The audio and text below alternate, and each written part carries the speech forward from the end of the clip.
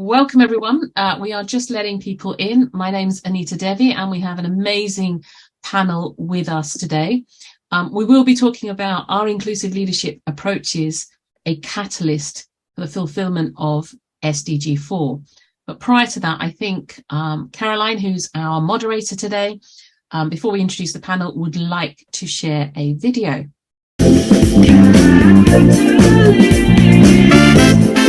Welcome to Catalyzing Change Week. This year's Catalyzing Change Week is about solutions from the front lines by social innovators. In 2022, Catalyst 2030 concentrated its efforts on bringing proximate leaders and frontline solutions to the forefront. Collaborations led by members from the Global South produced groundbreaking reports on climate and transforming education, with an emphasis on offering local solutions. We continued our mission to create an enabling environment for social entrepreneurs to flourish by initiating a letter to donors, signed by more than 1,200 social entrepreneurs and innovators. The Catalyst 2030 Awards ceremony was spectacular, and the awards themselves welcomed by the private sector, governments, bio multilaterals and donors. Catalyst 2030 as a movement is disruptive. One of the best things I think that's come out of Catalyst 2030 so far is incredible collaboration across the ecosystem that just didn't exist before Catalyst came into being. The thing I love most about Catalyst is that it's an open movement for social entrepreneurs around the world. I would encourage anyone who's looking to be more connected with their local communities around social development goals to come along to Catalyzing Change Week. Welcome to Catalyzing Change Week.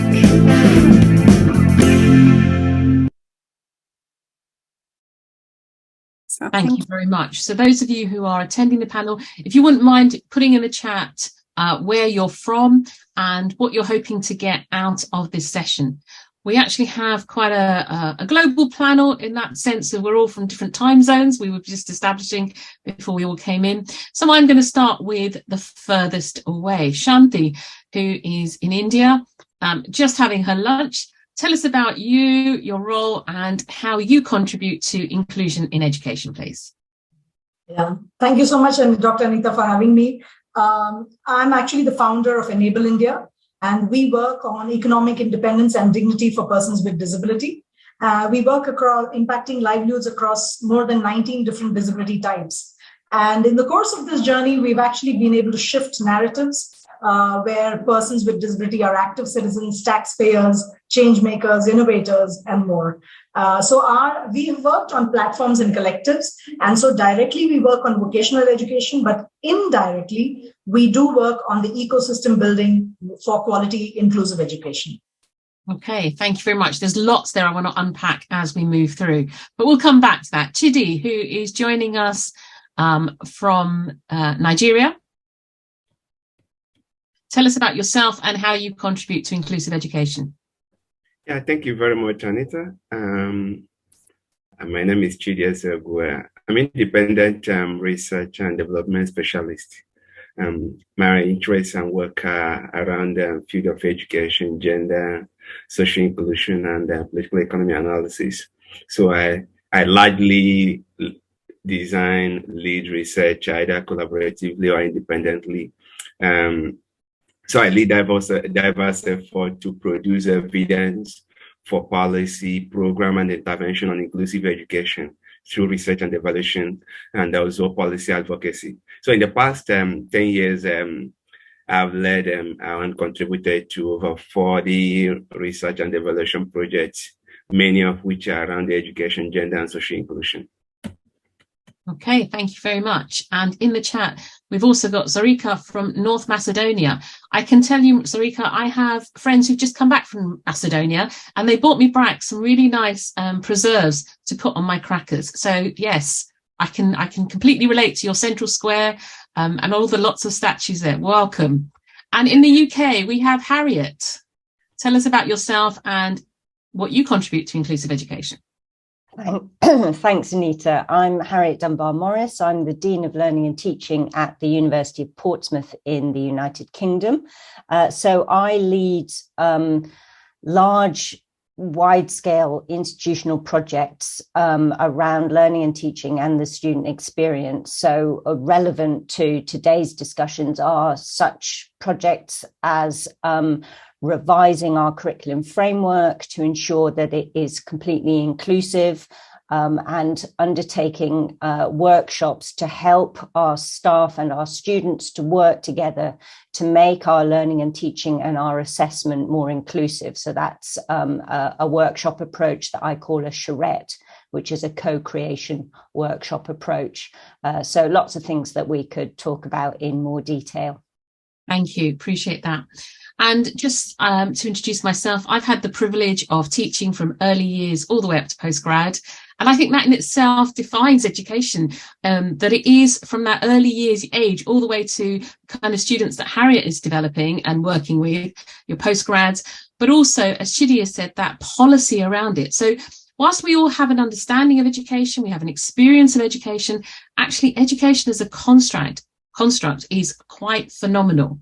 So just as we move forward, if you can put in the chat what particular phase or groups of young people or that you work with in education, or whether you're involved in policy and research, again, that would kind of help us to shape some of the thoughts around where we're going. Welcome, Mandy. Good to see you. I'm not sure where you're from, but it would be great if you could also share in the chat where you're from. Let's see who else is online if we haven't had a chance to chime in. So thinking about some of the things that we've already kind of shared about who we are and what we've done, and when I originally put this conversation together towards Catalyst and suggested that we talk about the leadership of education, I phrased it around the leadership of inclusive education.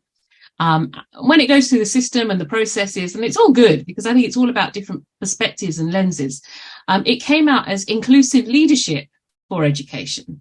And so one of the things I think would be helpful to discuss and debate as we start is, what is inclusive leadership? What is inclusive education? And what is the relationship between these two, if it exists, and in an ideal world, but also in a reality world, if that makes sense? Because we're not quite there yet. Inclusion is one of these things that we kind of defining it in the now for the not yet season, and otherwise we would not be here and our jobs would be done. So the fact that we have SDGs is a fact that we are in a not yet season. So let's start with you, Harriet. What does inclusive leadership mean to you? Yeah. Well, my approach to leadership is authentic leadership, which is about hearing all the voices in the room. So I think that works very well with that idea of inclusive leadership. It's about making sure that when we are leading, we are ensuring that everybody has their voice heard, their views taken on board, that they are part of the decision making which is undertaken. So, for example, when I'm making sure that we're taking decisions about how we do our learning and teaching, it's not just the staff members who decide how we're going to do the learning and teaching. It's also the students. It's also the future employers. Everybody has a voice in how we design what we're doing.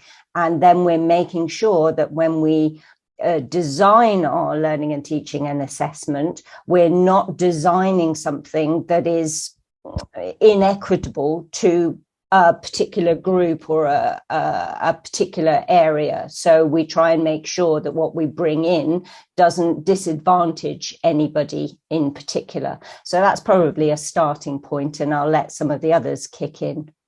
So what I'm hearing is as much as it's about creating advantages for children, young people, because historically and philosophically, education was always seen as the route out of poverty. So we are creating advantages for people. But also what I'm hearing from you is that it's ensuring that there are no disadvantages or barriers to engagement. Yeah, that's right. So it's that dual focus. Okay. Anyone else want to chime in? Chidi, what do you think? What does inclusive leadership mean to you?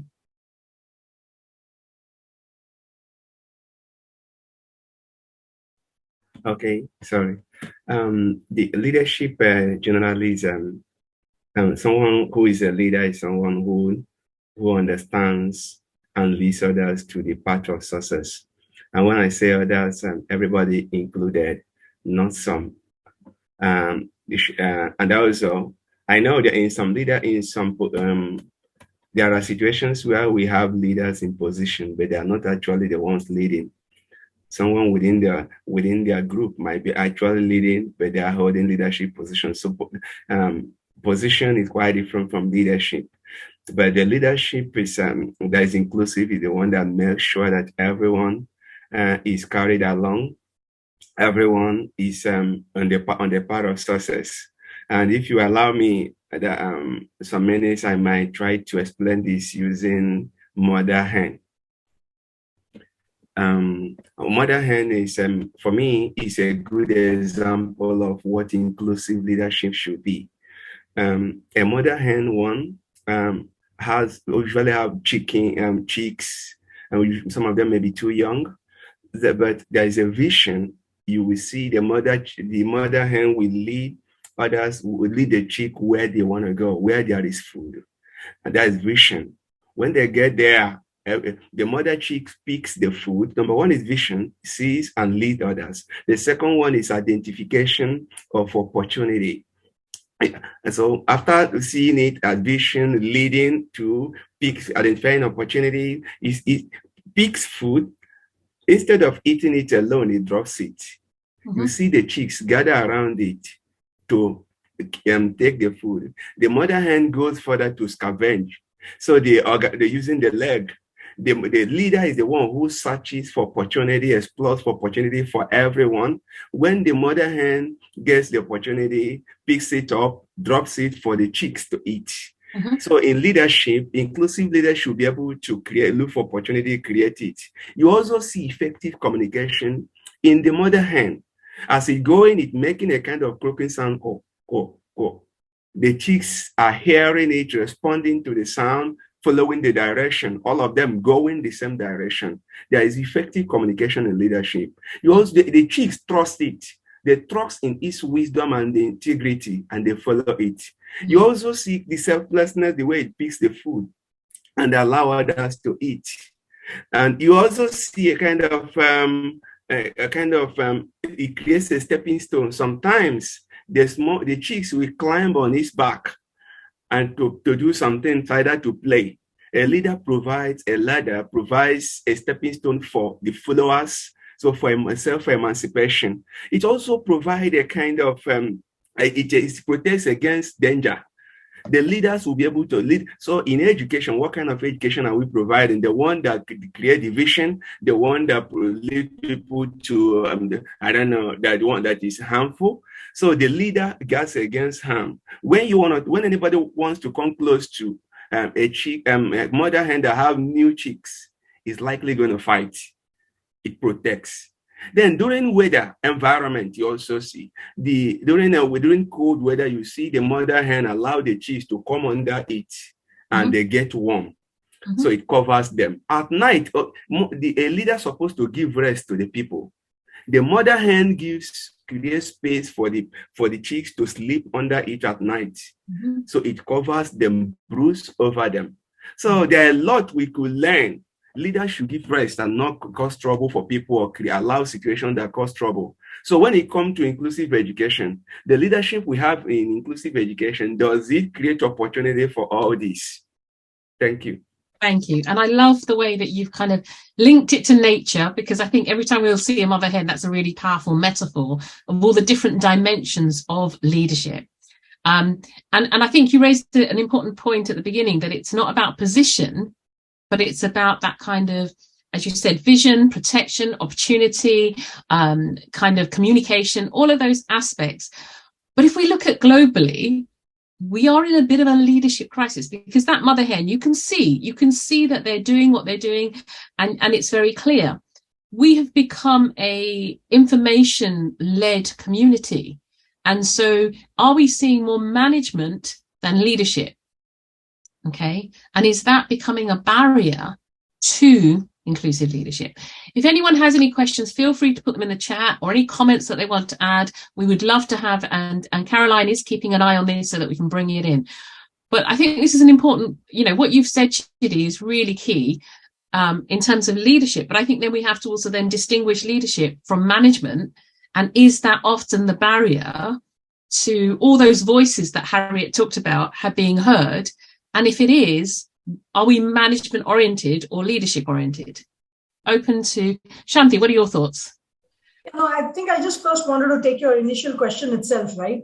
And first of all, Chidi, oh my God, like we can't forget this example now, and that itself actually is inclusive. I mean, we've learned from this because when you give a metaphorical example, it goes to your right brain, and right brain works for everybody rather than these left brain bullet pointy things, leaders, this and that. So Chidi, heart going out to you. So for me, I think it's whatever everybody said, and the sentence that's coming in my mind, because you also wanted the distinction between the inclusive education and the leadership, etc. So for me, inclusive education is value for all, like not only the supposed people who are getting educated, but even the teachers and the parents and everybody in that ecosystem. So it's value for all, but more interestingly, value from all. Okay. And just, I think if you keep that sentence in mind, and the only, example I just want to give a very personal example when we conduct our staff training. So yes, it's not inclusive education, but it's still about learning, What do we actually do in the staff, education or staff, training? First and foremost, obviously, the basic things which everybody would know, we'll have an interpreter for, we almost have 50% of our colleagues at Enable India are persons with various kind of different difficulties and disabilities.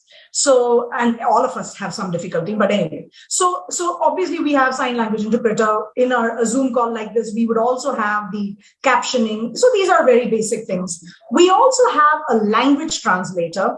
So because our enablers, our housekeeping, generally, they don't necessarily have to get included in a very supposed whatever training, but we want to make sure that everybody gets value for all, so the different folks with their native intelligence, when we talk in our native language, we have so much more to offer. And I'm glad we've got people from different parts of the world who will understand that value, right? So therefore, language inclusion. There's also geographical inclusion. So what happens is for the people who are online, even though there's captioning and many other things, sometimes you're not getting it very well. So sometimes we'll even type stuff out. Okay. And also because we have to get value from all. And also, sorry, before I forget, if there are any pictures, then there is audio description. So these are very basic things. But the value from all is very interesting. Because people, when they see this level of inclusion, they feel valued. Each person feels valued. They feel, you're looking at me, you're looking at me. So they learn better, and then their value starts coming out. And I do remember, one of our colleagues with intellectual disability, you need to give him some time for him to speak.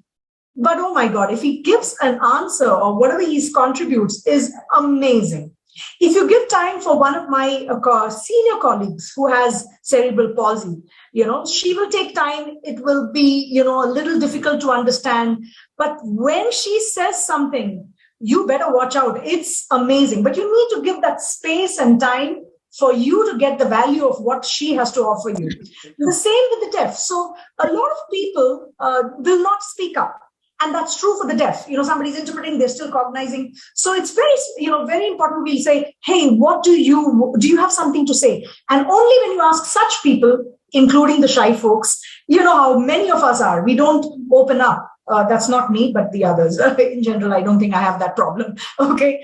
So then, as soon as you ask for the deaf and the others, and then they start contributing, and oh my God, where do we go from there, right? So just my personal experience, just in our work right now, I'm not even discussing the work that we do with universities, and actually, I'm just talking very personally. I think it's just value for all and value from all. So it starts with the competency of how includable, I call it a competency for inclusion, how includable you are as a leader, and go from there. I'll talk about includability a little later. Okay. I hope this gives some idea. No, that's really good. So what I'm hearing and what I've picked up from all the conversation so far is stories really matter, metaphors, those stories. And that's what Chidi gave us. It's a story because he's described this whole family of chicks and the mother hen. But also what you were saying, Shanti, about questions. And I think stories and questions go together. They're not, stories are not complete. And I think, in my own work around inclusion, and I've been kind of teasing this out for many years. How can I actually express it? And one of the things that I came to 2 weeks ago was inclusion is a story, and everyone has a story. And what I really liked also, Shanti, was when you were saying from everyone, not just for, because I think sometimes we can think about it as serving people, and it is about serving, but equally, I grew up in an environment where the phrase that was always used was unity in diversity. And it always bugged me, that in word, because what would that imply? How do we get to that unity from diversity? Does it mean that someone will be more dominant? That it doesn't sit well. And again, recently, one of the conversations we've been having locally is unity from diversity. And actually that's, so we focus in on common threads. And one of the things that you've kind of alluded to be a common thread is we all have a story, which is all different. But also, Shanti, you're saying we all have something to offer. And that kind of chimes back with what Chidi was saying. I think we have a couple of comments coming through.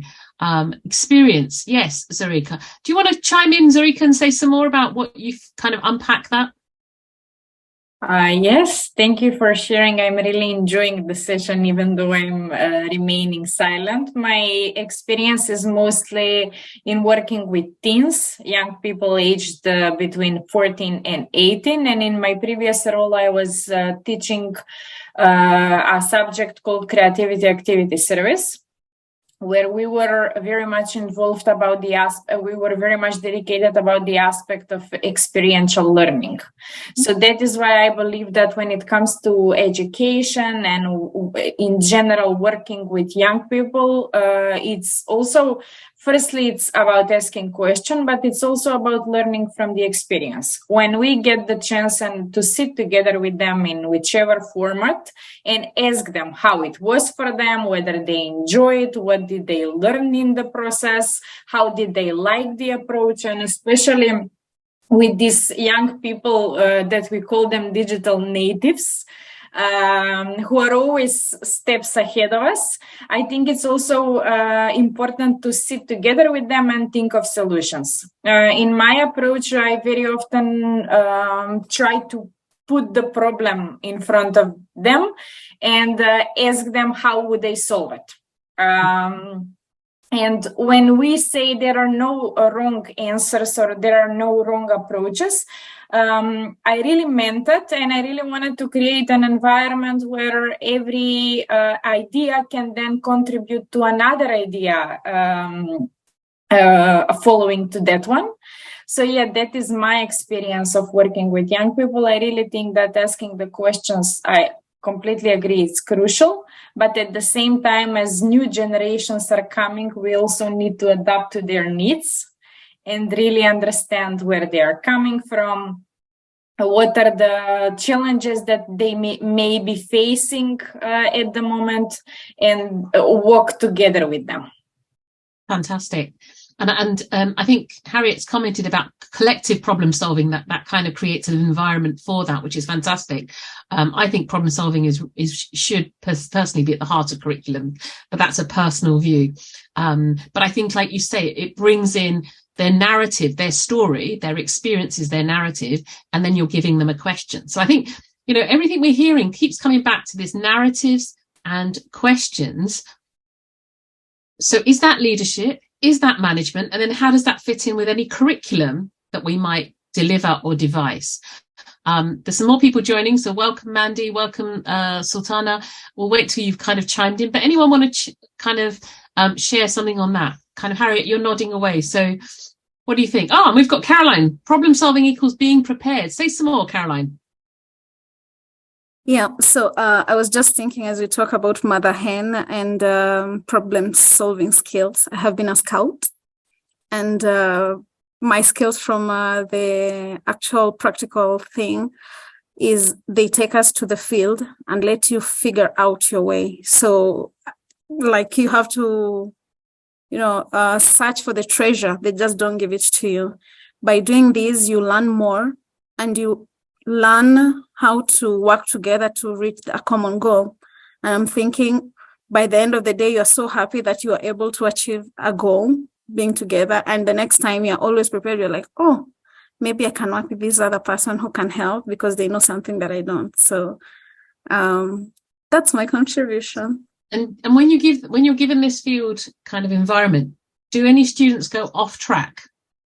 Yes, mostly because, for example, here in Kenya, you're taken to a forest or in the mountains and you have to figure out your way to reach a specific point where everybody will be meeting in the evening. So you need to have a leader who will be giving you direction. You have to have somebody who has the compass to know where you're going. You have somebody in charge of food, meals, because if you're not fed well, then you don't have energy to walk. Or and there is somebody else who is occupying to take care of everyone if somebody's hurt and all these things. So it becomes like a team that everybody has a responsibility to ensure that the entire team works together to reach a common goal. So by then you have to be prepared when your skills or your role sets in. So yeah. So coming back to Chidi's example, there also needs to be some sort of facilitating of learning by someone who can model what needs to happen to the young chicks. I think Chidi's also raised the question.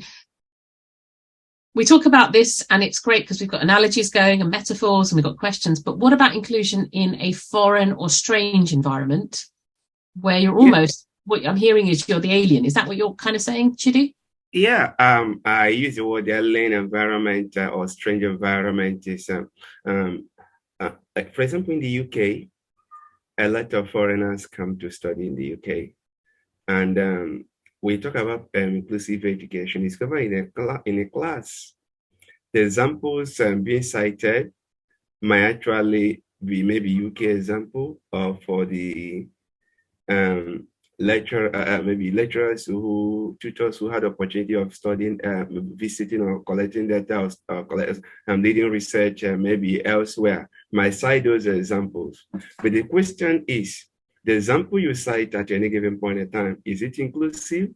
For some people, it might be exclusive to them. For some, it might appear derogatory to them. They may not like it.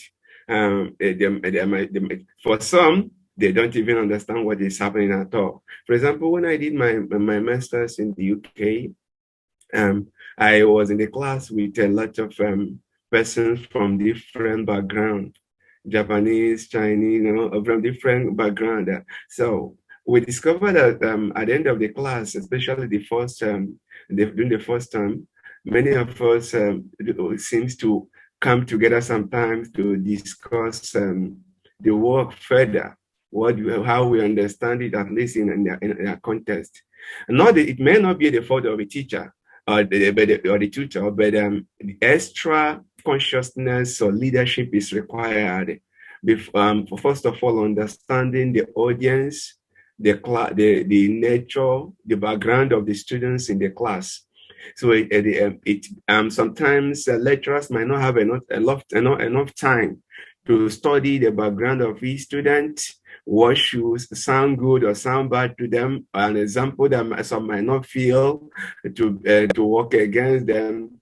And how do you present it in such multicultural environment so that everyone will understand what you're saying and they pick from it? Sometimes what might be amusing in one country may be sad story for other group, and you see some laughing, others are angry. And so in some other situations, you see where what the example used doesn't make any meaning, doesn't relate or even make any connection to someone who is listening to it. And you might think, oh, I've shared a great story today. Like when I was about to talk about the mother hen, the first question in my head was for someone who grew up in London, in central London, well, that person might not know my story of mother hen. Because it's possible that such a child might have not seen a mother hen with with the chicks going about scavenging for food. But someone in outskirts or in rural villages might be aware of this. So if I were to teach today and use mother hen example for to teach leadership or inclusive education, there are people who will automatically be excluded because they don't understand what I'm talking about. They might have not seen a hen in real life or been chased by a hen that had new chick. So if you have not been chased by it, you might not know how they defend their children. So you can imagine if I were to teach it in the UK, a lot of students may not even make any connection. It will only lead them to go and search after the class. What was this guy talking about?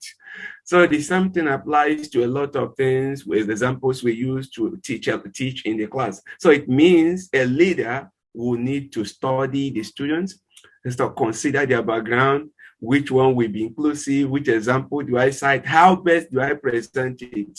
And some people, the way they speak, they are fast, others are slow, others are this. What the best way to present so the communication will be effective? Thank you. Yes, and I think it's a really valid point. So we're now moving from single stories to multiple stories coming together in an environment, and actually how do we kind of converge them? And I think, Harriet, you've kind of put in the chat about induction, which I think is really key. And I was just thinking about your environment, because you have thousands of students all coming from all around the world, converging in Portsmouth, and they have a view potentially sometimes of England. I used to lead on the MA International program, and these students used to arrive at the university and they would think, oh, there's Waitrose, let's just go and shop there. But they didn't realise that Waitrose is the top of the range shopping, and that they would use up all their money, whereas actually Asda down the road would probably be a better shop because it was much more value for money. So I think induction is right. But Harriet, you said that you kind of listening to all these voices. How do you pull that together in a large environment like a university where you're at to ensure that people do have that kind of understanding and relationship building? Well, so my approach is to gather together working groups to work with me to develop something so that we get a range of voices to help to develop, for example, our induction process, which was something that we worked very hard on during the pandemic to make it more inclusive and more useful for students who were perhaps not even going to set foot on campus in the first instance during lockdown. And to ensure that we were doing what we needed to provide students and applicants with the right sort of information. So just as you say, we did actually rewrite some of the information about the supermarkets, Anita, because that was something that was quite important to a whole range of different students who'd come from all over the country. But what I do is I bring together staff, professional services staff, academic staff. I have a lead associate dean who I always have one of those on my working groups, and I have a lead elected officer from the Students' Union, and I also have students, ordinary students, on my working group. So I have a wide range of people that I pull together. And I get them together and I use data, both quantitative and qualitative, about what it is that we're focusing on. So whatever that might be, let's say induction, so that the students have fed in information about how induction has worked for them, and staff have fed in their ideas. And we look at that and we decide together where it is we're going to focus our efforts, and we come up together with ideas about how we're going to do that. And together as a community, we agree what the project is that we're going to lead and how we're going to do it. So it's very much about, as a leader, hearing the voices, stepping back and allowing those voices to come through based on the evidence, and allowing a certain amount of freedom for things to appear and negotiation, but always just steering that so we achieve something at an institutional level that we need to achieve. And I support the different voices. So I make sure, for example, that the student voice is amplified, that they don't get sort of drowned out by lots of staff voices. But ensuring that what we come up with is something that is inclusive of everything. And then I set the people off to go and do the work and to develop something, and then to come back and get some more feedback. So then it becomes an iterative process. And that's the approach that I take, so that it's very much fed by data and understanding what other people have said, and what your own experience brings, and bringing that together so it's greater than the sum of the individual parts. Mm-hmm. And then it can be a continual enhancement process. So it's sort of that scientific method, isn't it? You take the idea, you experiment, you evaluate, and you come back round the loop, so that we keep up to date with what's happening in people's lives and make changes as appropriate. And that kind of links in with what Zorika was saying in the chat about that reflection, that loop, that iterative process provides that opportunity for loop. And again, Shanti talked earlier about giving people space and time. And leaders, because they have a vision, very often they're not impatient, if that makes sense. They know where they're going, and they will try and, because that vision is kind of anchored for them, they will continue to progress down there. And even if there are some diversions or some slow ups, they can still, because the vision is still in mind. So with going back to mother hen's example, this is going to become the talk of the day, Chidi. The mother hen wants to get her chicks over to a certain point. One of them starts to dawdle. She'll wait, she'll hang around, she'll still gather them up, but she knows where she wants to take them. Management is often focused on efficiency. And so that becomes a tension. And so I'm going to come back to this leadership versus management. But Shanti, you wanted to come in with some thoughts. Yeah, I just wanted to actually just chime in on what Harriet said. And because, as you said, management is supposedly efficient leadership. I actually think maybe they're trying to be efficient, but actually only an inclusive leader gets real results, like what Harriet mentioned. And it comes from realizing that there's so much diversity. If you're going to sit and think, actually, you're having to do way too much work. Whereas when you co-create, so I kind of want to purposely put a lens of, sometimes it looks as if inclusive leadership is a very noble thing to do, and you really want to get away from that. You know what I mean? I mean, there's a lot of, it seems very touchy-feely, and it's not. It's actually hardcore. What Harriet spoke of. How can you know about every person from every country and so many different viewpoints, what your backgrounds are, what you need? Right now on this call, maybe somebody's at lunchtime and another's at breakfast. We were talking about that. So our needs are different, and there's no need for us to figure it out. I think so an inclusive leader is actually has better results and better impact. Whereas this person looks efficient, but maybe not necessarily with better results. You just look fast, not necessarily with better results. So I just wanted to chime in on that point. No, but Please let me also add. The mother hen in such situation goes back and forth. There are fast one, there are slow one. Now what you see, it moves forward, move backward. So that goes backward, you call. So that one at the back follows to meet up. Those ones that move faster may be there waiting for them to come back. You see them going back and forth. And if anything happens that one falls into a ditch, the mother hen will be going around there crying and making sounds, sometimes jump into the ditch, comes out, see if the small one can follow to come out until they move. They may not be very fast, but everybody will achieve the result together. Yeah. Absolutely. And I'm not trying to be awkward, but if you look at our institutions, though, what is the barrier to inclusion at the moment? And I'm talking generically. We're in an information age. Has management overtaken leadership? And this is on the political arena and in lots of arena, because what Harriet was talking about was really efficient use, or effective use, not efficient, effective use of data and information to kind of facilitate a process.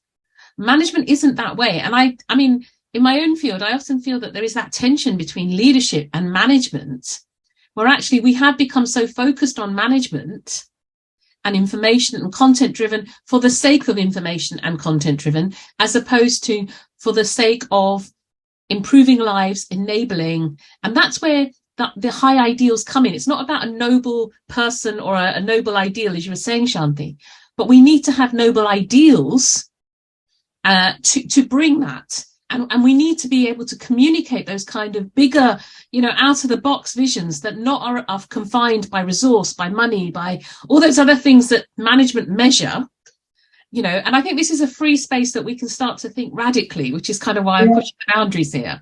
But, is management the problem? And I don't mean that to a particular group of people or whatever, but is that a tension that exists that is part of the problem or the barriers towards inclusion? It's an open question.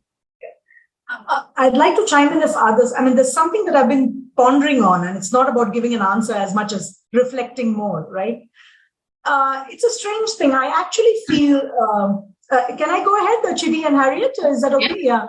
I'm not even talking at the level of where they are. I'm only talking of the individual. Somewhere there are two issues I've been wondering about, Everybody has stories of how they were when they were a child, how they didn't get the best that they wanted. I don't think you'll talk to somebody and they'll say, oh, I have perfect teachers, perfect this, perfect that. Every time I was included in everything. No, it's not happened. So somewhere, I think when we start being more inclusive to ourselves, I don't want you, let's look just within.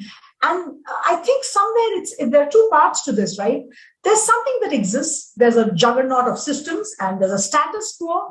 And for some reason, we don't seem to have the leadership to first look within and say, wait a minute, be the change I want to see in the world. Why can't I be that change? And just look at the status quo and say, what are we doing here?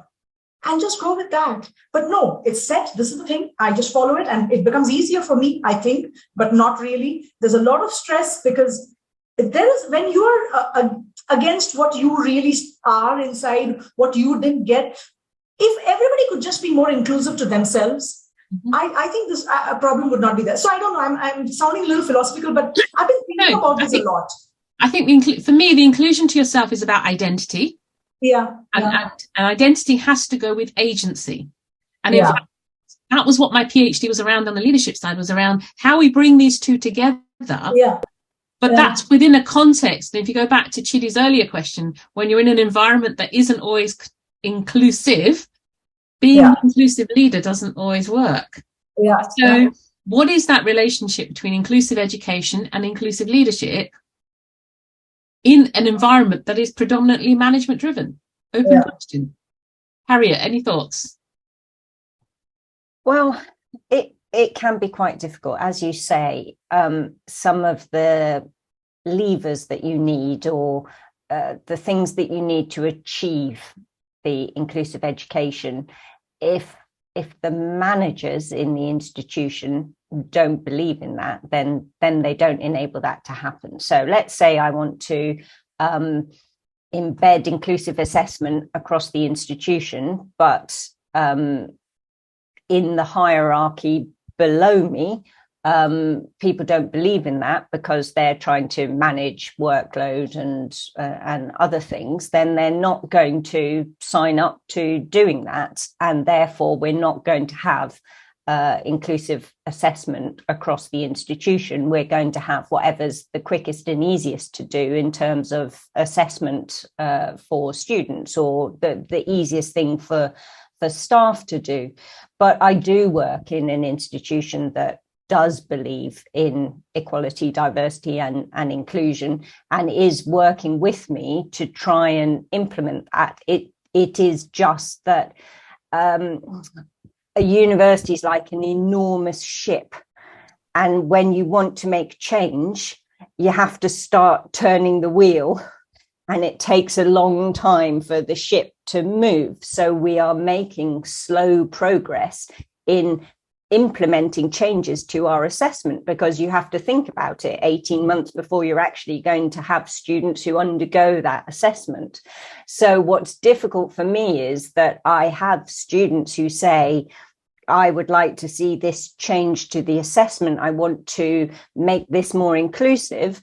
And they are not the ones who are actually going to undergo that assessment, but they are the ones that are going to work with me to develop the assessment that their peers in the future are going to undergo. And I find that difficult. It's the ongoing difficulty with working with students to co-create something that actually, in effect, they very often don't get to experience themselves. Whereas the staff, they're with us for a long time. They learn to co-create, they learn to work with me. But the students, they come and go. Yes. And what I'm hearing there is that, we've got schools or educational institutions from the size of chicken families all the way to big ships and everything in between.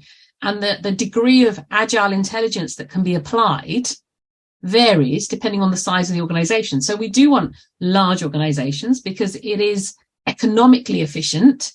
It is not just economically efficient, but you then bring together great minds who can actually then support the nurturing of future minds because of that size. But equally, we know that in the small schools, whether that be in England or in villages in India, Africa, around the world, you've got much more agile leadership who can adapt to those various needs and do it. And so, it's about knowing what degree of agility we have and how do we pursue that. And leadership keeps us anchored on that vision. So I think that's, again, it's the scope. When we talk about SDG4 and they talk about equality of education for all, it's an understanding that we've got such a big spectrum. I want to put a radical statement out here. I believe inclusion is possible. I believe inclusion is costly. And we have to understand it's an expensive thing to have, but it's not a luxury, it's a necessity. And that there are enough resources, I believe, in the world to actually create an inclusive environment. Because what we need to maybe rethink is those distribution of those resources. Okay, now I'm open to comments, I'm open to being challenged. But if we believe that, then actually, is it about focusing on what we're doing or focusing on how we distribute the resources? I don't know. Or has it become a resource-driven thing when actually it could be about something else? Open questions. What do we think? Can I look at it from a different angle? Sure. Now we are talking about inclusive education within the education Chidi, system. can you be louder? I can't hear you. So. Oh, can you hear me now? We are talking about inclusive education within the educational institution and among those that are going to school. What about those that are not going to school? Mm-hmm. So inclusive education is possible, but it's not just a monetary issue. It's not not just leadership within an educational institution issue, but within education, within the society. So when we look at inclusive education, we also need to look at the political leadership. Mm-hmm. I will cite two examples on this. One is personal. The second is what relates to some of the work. Some of them have already published it. The first one is the Al-Majri. In northern Nigeria, because there's a practice of families sending away their children from between 5 and 15 years to go and learn under Imam. Imam is a religious Islamic teacher. And sometimes these children, this practice has been there over time. But right now, these children are begging. We check the street, we see them roaming about with a plastic bowl begging for alms. And for as far as education is concerned, they are out of school children. So a lot of documents, including the Ministry of Education, treat them as out of school children because they are not in the list of formal education. And then their number as of about 2010, 2012, they were said to be around, when a number of out of school children were about 10.5 million in Nigeria, they were said to be about 8.5 million. Now the number is around plus or minus 20 million, estimatedly 20 million. Possibly the Al-Majris may be about 15 million, which is larger than population of many countries. And these children are entirely excluded. There's a blog I wrote in 2020 during COVID-19. The plan for education was focused on how to get the children who were already in school back into the system, whether online or whichever way. But there was I didn't see any attempt or any plan for those who were already on the street and out of school. Mm-hmm. So it's a problem. Then that is largely in the northern Nigeria. I came from the southern Nigeria, particularly southeast, where boys drop out of school to go to market, mm-hmm. to learn businesses. And from there, that is actually what brought me into inclusive education. I dropped out of school after primary school. So I joined many boys into the market. After about 4 years, my other brother said, I want at least one of us to be educated. So if there is a need to speak grammar, someone will come and represent us and speak. Now he registered me. I was happy. I didn't miss feeling but I felt a bit happy I was going back to school. He registered me into night school. So I would still go to market like every other boy around 7 p.m. When I return from market, I will go to school 7 to 9 from my JS1, right, from my junior secondary school 1 up to final level of senior secondary school. That was how I got my first degree. Sorry, my secondary education. My first degree was also almost like that. It was Friday evening and Saturday. That was my first degree. Now, I am one of the few that had this opportunity. So that's why my first master's study, even my PhD, focused on dropping out of school in different cultural contexts. So when you are talking about inclusion, what plan exists at the global level, apart from research and shouting and making noise and developing documents? What plan exists to actually bring these people back to school or into school? At the regional level, within the education system, what plan actually exists? What are the leaders doing? Now, there's a politics there. Around 2014, 2013, the government in Nigeria then wanted to set up what they call integrated Almajiri school. It will teach Quranic and at the same time teach formal education topics. Now, some leaders at the grassroots oppose the move. And this opposition didn't start today. Right from colonial era, the colonial masters didn't want Christian missionaries to promote education in northern Nigeria. So it will not interfere with the practices that made indirect rule system to work. Then in the post-colonial, the system continues in one way or the other.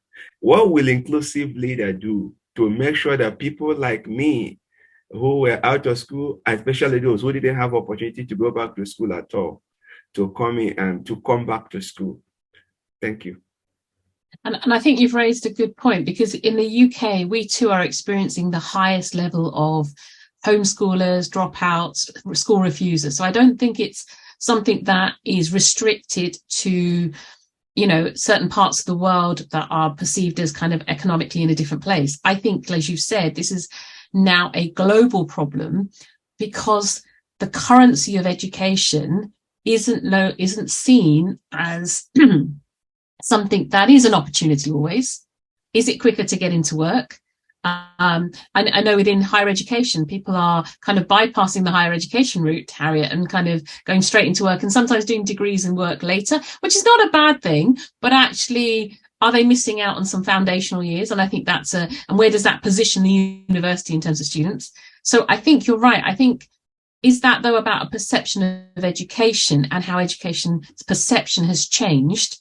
Because where we've placed it as possibly something that's compulsory, school age, has it become something that people have taken for granted, or it's just there and we're not valuing it? So how do we raise the value and the not leverage, but the perception that education can do for all?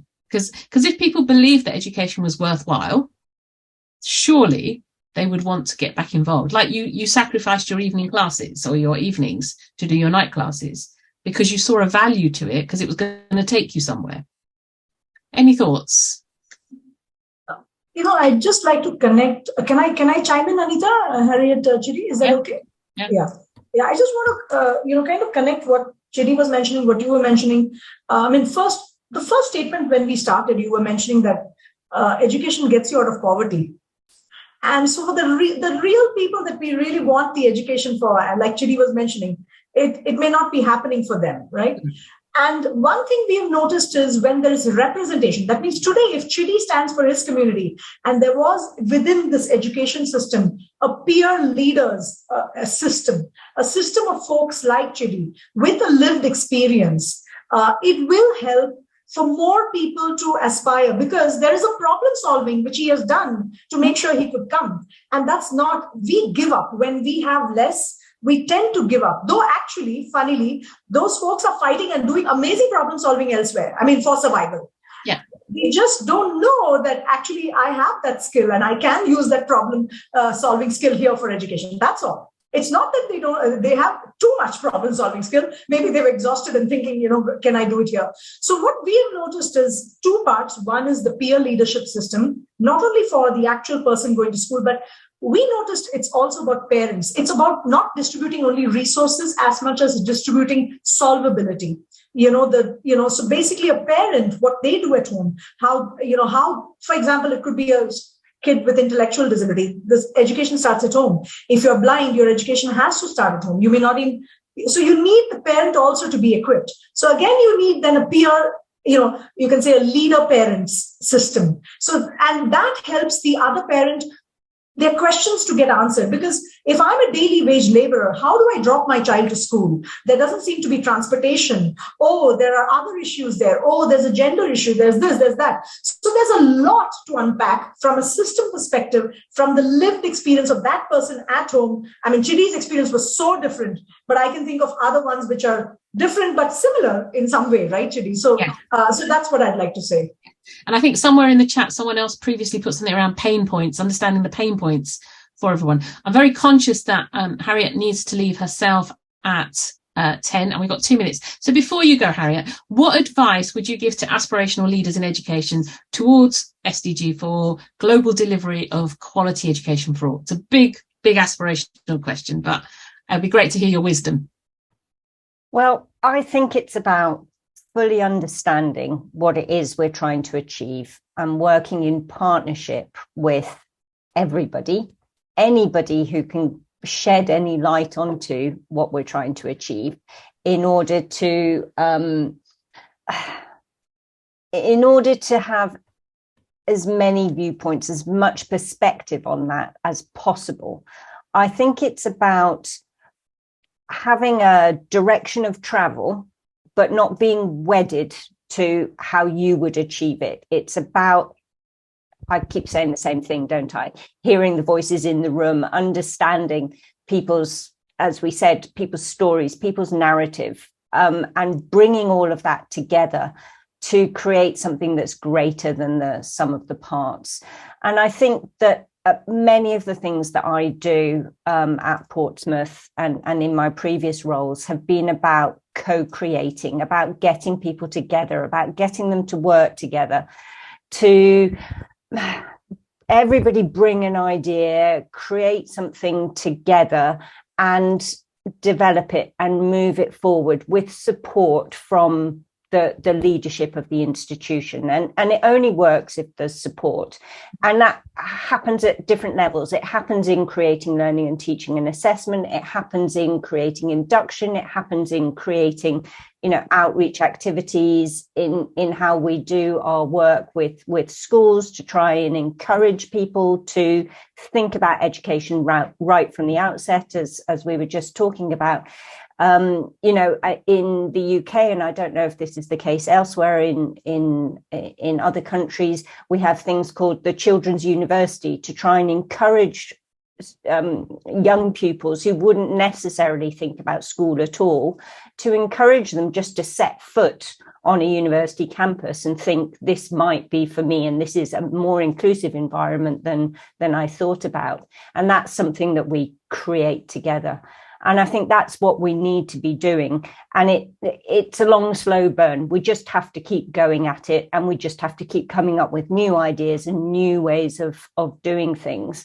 And I think there are ways of doing that in our own institutions and then more across institutions. And I put in the chat about an inclusive mission group that we set up in my previous institution, the University of Bradford, which is called the World Technology Universities Network.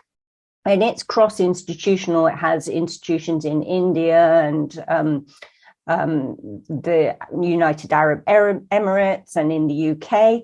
And it's about creating networks across the globe to do things to help to meet the challenges of, the new 21st century, and doing that together, having global exchanges, doing challenge-led research, which is exactly what this week is about, and having new ideas that come from different places and seeing what that mix does between us. So I'll leave you with all those big ideas and let you carry on the conversation. It's been great. Thank you very much. Thank you for coming, and we appreciate your time and your input. Thank you. You. You know, when you listen to speakers and you kind of have a word that kind of resonates with you, and there's been a few throughout this, like stories and metaphors and questions, and this has been on my heart for a while, but I think something that Harriet talked about was perception and perspective. And I think these narratives bring different perceptions together for us to create a global perspective. And I think for me, there's quite a different, because there is you know, those different perceptions matter. But if we have a united, not necessarily vision, because we can all see it differently, but purpose. I think for me, it's about purpose. And it's about ensuring that all people have quality of life. If you think at the heart of the SDGs, it's about all people having quality of life, and that will have different dimensions, from the environment to opportunities. I think another word that Harriet talked about, which was the Children's University, is about exposure. You don't know your choices unless you're exposed. And so how much choices are we giving individuals? Because choice and problem solving go hand in hand. And it's about actually quality of life. And so again, coming back to just again pushing back on issues and questions, has education become detached from quality of life and just seen as a process for the sake of process because we have to go? It's an open question. Chidi, what are your thoughts? Yeah, I would say I'll go back to personal experience again. I've done my master. I was able to complete secondary education beyond what my colleague, where we stopped. Yes, did first degree, first master's, second master's, PhD. Where has it taken me to in terms of finance? Many, I know, boys who drop out of school maybe 5-10 years after I dropped and went into business. Many of them are very rich today, building houses and doing a lot of things, doing genuine and legitimate businesses. So when I was doing my master's at IOE, UCL, I remember one Nigerian lady who read my book, my project, and asked, "Why are we encouraging boys to go back to school? If school, if they can get what they are looking for in business?" So you see, so that brings the value of education. I think education is producing more unemployed persons today than before. Yeah. Education instead of, so if we talk about inclusion, we need to talk about the production, the output of education. First is in the traditional system. My mom, there's a question you asked there about included about people we value as who inspired our thoughts. My first answer is, my mom. Mm-hmm. My mom keep reminding us every day there are three kind of education you must have. The one you learn from formal education, the conventional one. There is this other one that comes from, from indigenous approaches of doing things you learn from your family and others, then your own. She kept reminding me these three. She said, if you miss any of these, you miss it. She didn't go to school at all formally, but she understood these three. Now, the education is giving up the first one, the conventional one where we learn other people's ideas, learn theories, but it's not leading us to the mentorship. It's not leading us to a kind of system, the traditional system that allow people to learn things, be able to do work themselves. Before now, people learn with their families to farm, how to do a kind of blacksmithing, so many kind of business occupation they had then. Children grew with their parents to do it. So as they grew up, they continue in those occupations in different dimensions. Now, education will take those children away from those jobs, from those family work, and put them in school for 6 years, for 12 years. By the time they finish secondary school, they no longer want to go back to the parents' occupation. They continue in the university. When they finish in the university, they carry about their files and certificates, and nobody is employing them. And those ones who didn't go to school are making money. But those who went to school, So now I'll going out there. So in one of the work we published in 2016, the question there is a kind of Fulfilled Fulani community. We are questioning what we going to school benefit them.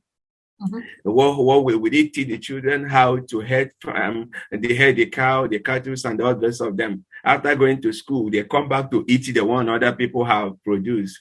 So you see, education, there is a gap, there's a disconnect. Mm-hmm. So you teach people head knowledge and we learn to speak grammar, but people don't have it. So when I have my title as a doctor, good. When we are in a meeting, they respect me as a doctor. But when it comes to money, am I able to make contribution in the community meeting?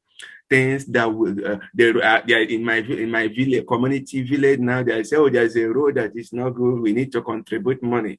You see people contributing. How much have I contributed? I contributed in this in relation to how much I make and how much those people didn't make, and they made the money over time. Let me stop here so that people can talk. Yes, I know, but you raised some good points around influence, around what we measure. And I would say for us in the UK, though, there has been a much more direct link or intentional direct link between education and employment now. But the cost has been that the curriculum has become too narrow and too kind of regimental. You've got to have done this by this to get to this. And so there is a cost to that. And Chidi, as I've been listening to you, because it's easy to sit and think, here's a woman in England, maybe, she hasn't had those kind of prejudices. I'm a first generation person in England, but my mum, who was born in 1938, my parents came to England in 1950s. And at that time, it wasn't a cosmopolitan country at all. In fact, there was one shop in the whole of London that sold any Indian kind of groceries. So they've grown through this. But my mother came, unusual for her generation, with 2 degrees. And I grew up in a patriarchy family, if that makes sense. So women didn't actually excel. They weren't expected to educate beyond 21. And just to kind of give you my story in a nutshell, my first degree was in psychology by choice, because I really am interested in people, and I'm interested in what makes people think and talk, and that kind of people dimension is very much close to my heart. My heart was in education, but from a people perspective, as opposed to a kind of productivity completely. I wanted to understand people's heart. But when I took up the BSc psychology in a British university, let's just say family back home thought I was a dropout because I wasn't doing accountancy, medicine, dentistry, all of the top 5, they would call it. I'm now the most qualified in my family. I earn probably like the less, but I did it for my next generation. My nieces and nephews, particularly my nieces, all know it's possible. And I think sometimes what Harriet said also is that we're educating ourselves, and we're doing this not just so that we will see fruit, but we will plant seeds for the next generation to see fruit. But one of the things I've gained from this conversation, Chidi, is talking different examples. Your barriers and my barriers, they're very different, but they also have similar concepts, similar constructs. And I think that's where conversations like Catalyzing Week are important, because we can come together and actually see that 2 people, different parts of the world, different kind of, both experience barriers that we don't want the next generation to experience.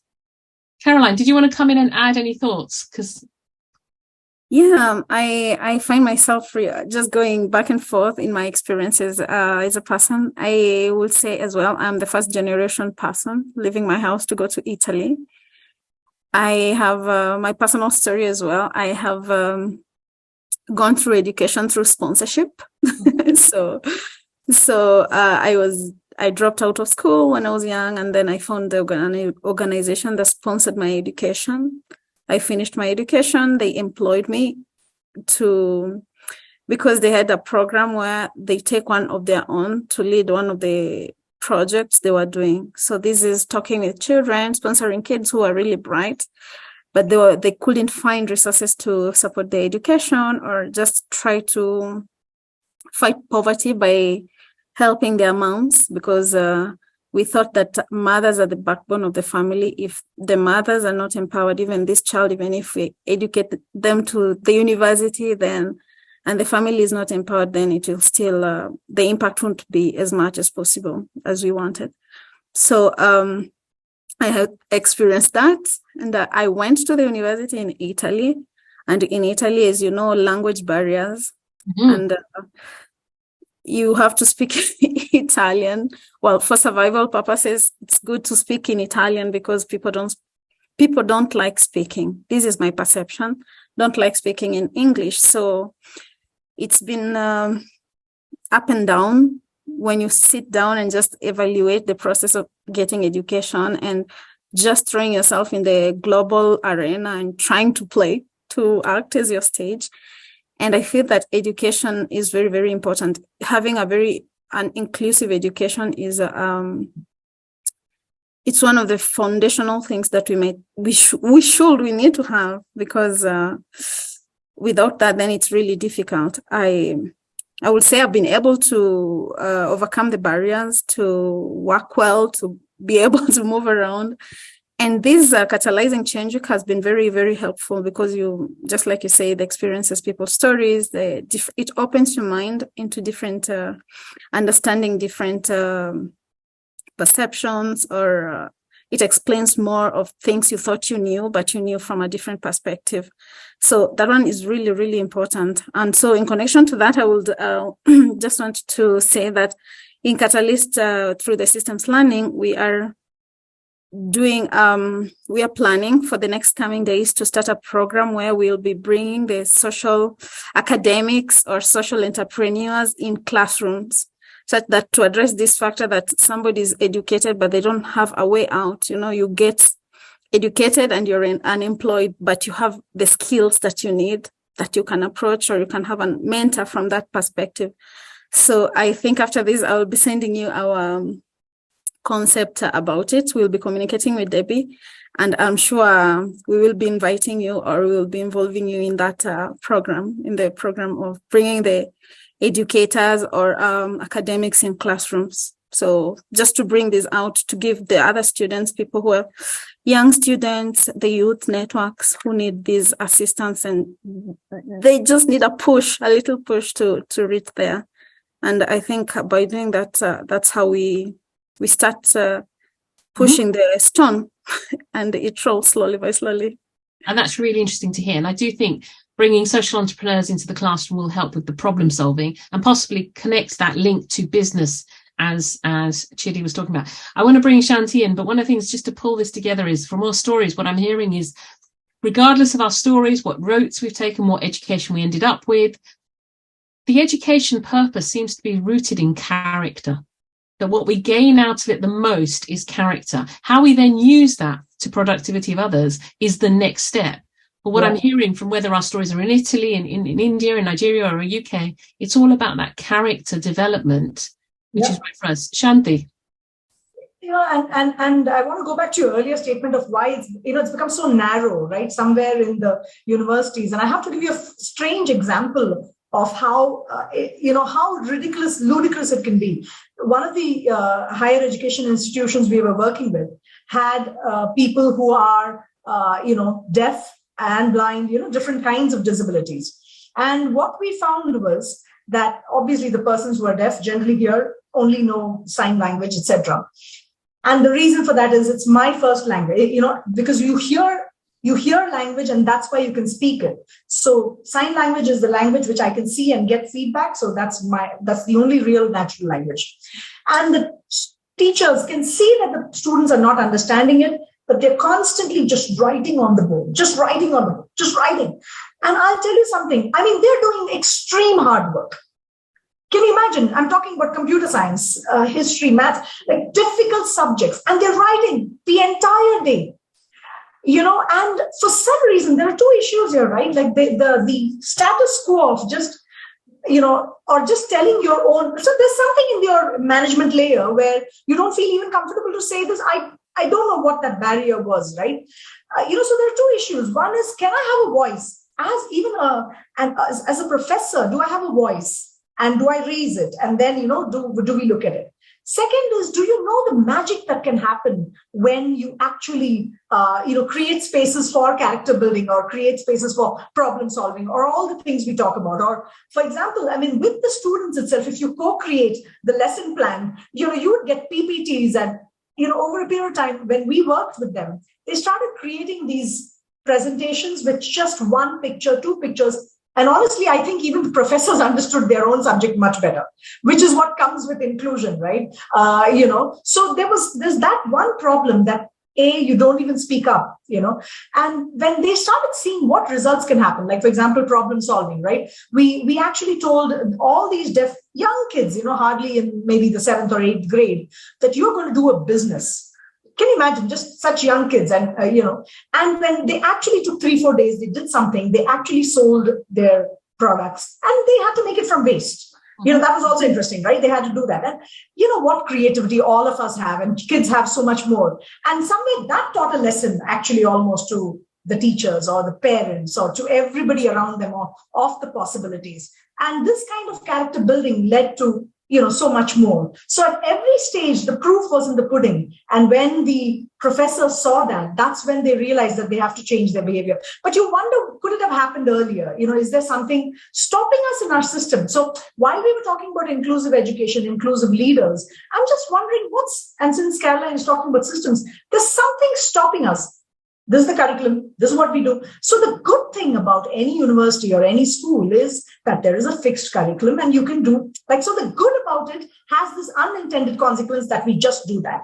I think that's where maybe the problem lies. So when I meet people like that around what is that barrier, I've come to realize that. So we have early years, we have primary, we have secondary, and then we have post-16 into higher education.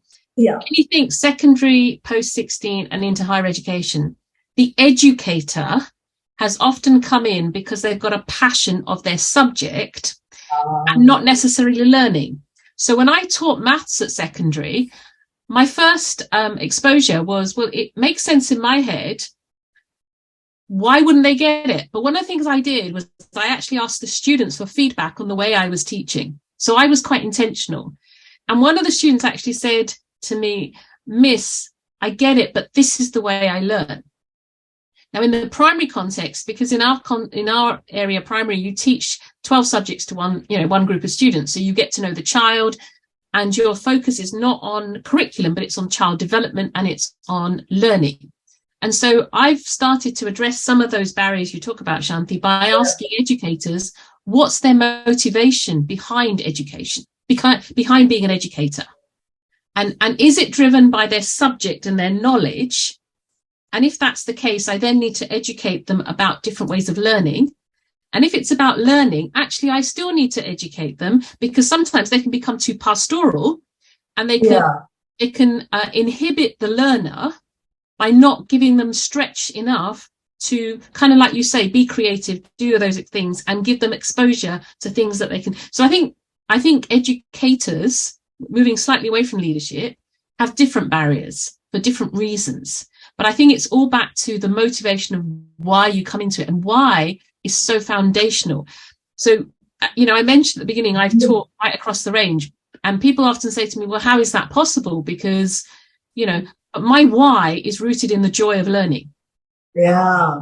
And for me, joy of learning isn't about a light bulb, but it's about transformation. And hence I link it back to character, that if you leave a lesson different to when you walked in, I've done my bit. Yes, I need to get you through the grades, but actually foundational to that is actually how are you growing as a person as a result of this interaction. Lessons are interactions. This is an interaction. I've learned so much today. And I know I'm very conscious of time as well, because Caroline wants to do a couple of things. Welcome, Gufran. I'm not sure where you're tuning in from, but it is good to see you. And I'm sure you can catch up the rest of the talk that we had earlier prior to your entry through the video recording. I'm going to give each of our panelists a few minutes to kind of wrap up and kind of maybe talk about their aspirations for the next generation of leaders. Before I do that, though, today marks the day of something we call Send Leaders Appreciation Day.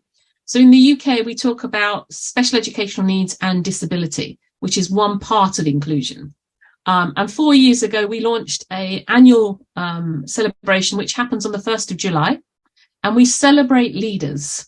And leadership, as Chidi said right at the beginning, it's not about position, it's not about power. It's someone who makes a difference, who's committed to make a difference. So anyone around the world who's supporting special needs, disability, and inclusion, you can nominate them, whether they're parents, community workers. It's not about who's the best. There's no cost. It's about celebrating and thanking people for being committed. So I will put the link in the chat. If you would like to nominate people, please feel free. But more importantly than nominating, please keep the 1st of July as part of that celebration. Join in the celebrations in your local areas. You know, if we thank people who are serving in this inclusive environment, it expands, it grows, because gratitude is such a powerful emotion. And we can sometimes always focus on what we're not doing and forget how much good is happening. So more than the nominations, you can see all the previous years' walls of nominations. If you've got people you want to nominate, we ask you for their story, which is great because we want to know the impact. But we'd ask you to join in on the 1st of July in the celebrations in your local communities and saying thank you to all those people. So I'm going to hand it over to Chidi. Your last 2 minutes on what advice would you give to aspirational leaders in education around inclusion? Well, thank you very much, Anita. Let me begin with my advice, and I think I have a very short and narrow one. One is to promote inclusive leadership. We need to learn from the mother hen. Number 2, we need to grow leadership that will lead people to the kind of education that promote productivity, mentorship, and the independence. We also need to, the sort leaders also need to value individuals' development, no matter wherever they are and however they were born, to be able to develop, become what they want to be, do what they want to do, achieve what they have reason to value. So this is a kind of summary of what the kind of leadership I think we need to look forward to, and we pray for, work for, and promote. Mm-hmm. As for me, I've been doing research. I've been thinking of moving to more academic environment. So that is something I'm looking forward to. I initially worked with DFID Doran for briefly. Then since 2015, between 2015 June and now, I have been independent consultant working with a lot of organizations, British Council, Street Tide, various kind of projects with multi-sectoral, multi-stakeholder, multi-country, multicultural teams. Now, next plan is possibly coming into an academic environment that gives space to articulate some of the ideas and the experiences. I feel some of the things I've been learning from the field need to be shared. There are personal experiences that prompt me to promote inclusive education and inclusiveness, inclusive development, not just education. They need to share some of these experiences. There's also need to share my observation, learning from working with different categories, even living in different parts of the world. I've not lived too far. I was in Nigeria. I've lived in three major. We have three major ethnic groups, and I've lived in the 3 parts. So there are a lot of experiences that will also help to shape my academic growth. When I say growth, I mean what I'm learning and what I'm also sharing. I also have opportunity to publish a lot.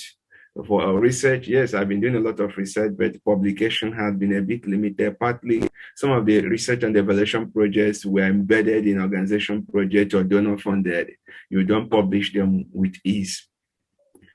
So I need where it is easier for me to publish my work. I publish some, but not all, and have time to think, articulate some of the ideas and issues coming up. Some of the things we discuss in this meet, I tried to share in this meeting. I think yesterday evening or yesterday night, I was thinking about this meeting, what. So I discovered, there are a lot, just within about 1 or 2 hours. I'm not sure it was up to 2 hours, or maybe about 1 hour thinking about this. There are a lot of ideas, things coming up. And while we're interacting here, also a lot of other things were also coming up, which in a very rich academic environment where a lot of exchange of ideas will happen, it will be an opportunity to produce a lot of things that will enrich the next generation. Thank you. Thank you. And what I quickly heard was observation, connection, and voice. Shanti. I think only 2 things that I want to tell an aspiring educator or aspiring leader, right? Just intersecting with different people and getting that exposure with your students, with different folks. I think you'll get all the things today, right? How much have we learned from each other? So I think just hearing stories, going to students, maybe that's your first learning point. But I think the second thing also would be, doing an appreciative inquiry on self. All of us are inclusive. It just may not be in every sphere. So when you look at that and see your strength, I am able to do it here and do more of it. Find out what others are doing, like do appreciative inquiry on their strengths, and then you can apply it. It's actually very simple. I think if we can have more experiences and intersections with good educators and the person also being one, and with students, and I think it's just about doing things like this, bringing people together, experience sharing, and I think we'll get there. Yeah. Thank you so much. Thank you both so much. Caroline, over to you, and thank you for being a fantastic host and facilitator for us. Thank you very much. Yes, thank you, Dr. Anita, for moderating really well. Yeah, thank you, Anita, for this. Thank you, Caroline. Thank you so much. Your contribution has been priceless. I have learned so much. And as we come to a close to our session, I would like to present a number of things. About Catalyst, we are also having nominations for Catalyst Awards that the nominations are open until 15th of May. So if you have a person who has been a leader, a person who has been leading change in your society, please go ahead and nominate them. We have Catalyst Market. We have all these produce from people, the small-scale producers, the home crafts, which have gone already through the system of, they've checked them, that they're produced well and sustainable as well. We have business commitments. So if you can go ahead, please go ahead and check it out. And we have a SCI site where we share knowledge. It's a resource portal where we share knowledge, our papers. All of us are educators. Please go ahead. If you have articles that you want to share with us, to share with other change makers, please go ahead and do that. And then we have to join Catalyst members, and then Catalyzing Change Week. Please share these sessions with others. Join other sessions. We will be having another session about SDGs in the US and Canada, a combined session. So that will be really amazing. It's asking how education is leading change towards the SDGs. So after this, I will be sending you the link, and I'm sure it will be. It is a continuation of this conversation. So I am really, really grateful from me and my team, Catalyzing Change Week, yes, and my team from Systems Learning, Debbie, Ellen, and Anna. We are very, very grateful, and we will see you soon. And we'll be contacting you soon once we start the academics or educators into classrooms, the program. So thank you so much. Have yourself a good day, and see you soon. Thank you. Thank Bye-bye. you. Thank you, everyone. Thank you. Bye. Yeah. Bye.